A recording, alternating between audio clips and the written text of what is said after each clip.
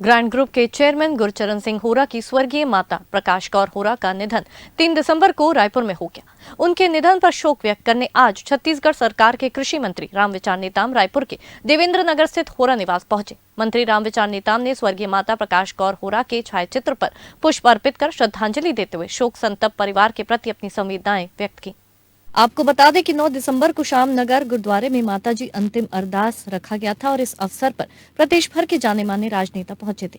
किसी कारणवश कृषि मंत्री रामविचार नेताम उस कार्यक्रम में नहीं पहुंच पाए, इसलिए आज उन्होंने होरा निवास में आकर परिवारजनों से मुलाकात की। उन्होंने कहा कि माता प्रकाश कौर होरा का जीवन सादगी, संस्कार और सेवा भाव से प्रेरित रहा।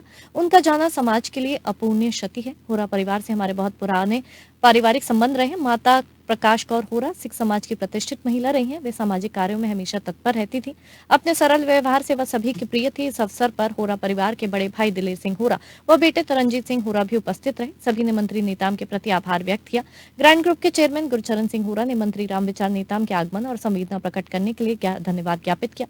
उन्होंने कहा कि इस कठिन समय में सरकार और समाज के लोगों का साथ परिवार को संबल प्रदान करता है। श्रद्धांजलि सभा में मुझे आने का वो अवसर नहीं मिल पाया, मैं कहीं बाहर था, लेकिन आज समय निकाल करके माताजी के प्रति हमारी संवेदना थी उसे व्यक्त करने के लिए मैं यहाँ पर उपस्थित हुआ हूँ और इनके परिवारजनों के साथ, बाकी सब के साथ मिल करके मैं श्रद्धांजलि दे करके अभी निकलूँगा। जहाँ तक गुरुचरण भाई का बात है, इनके पूरे परिवार की बात है, वर्षों से मेरे संबंध हैं।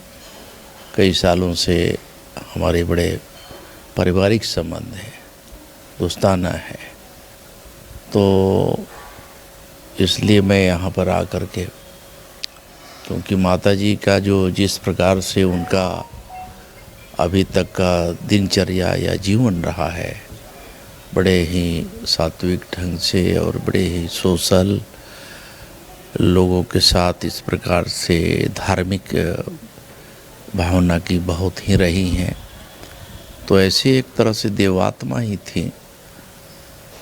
उनका जाना पूरे परिवार के लिए तो दुख ही है, बल्कि समस्त समाजजनों में भी उनकी जो छवि थी वो न रहने से काफ़ी लोगों को तकलीफ़ें हुई हैं, शोक है। तो मैं अपनी शोक संवेदना व्यक्त करने के लिए आज यहाँ उपस्थित हुआ हूँ। मैं माताजी के श्री चरणों में अपना श्रद्धा सुमन अर्पित करते हुए मैं ईश्वर से ही प्रार्थना करता हूँ कि ऐसे पुण्य आत्मा को अपने श्री चरणों में स्थान दे।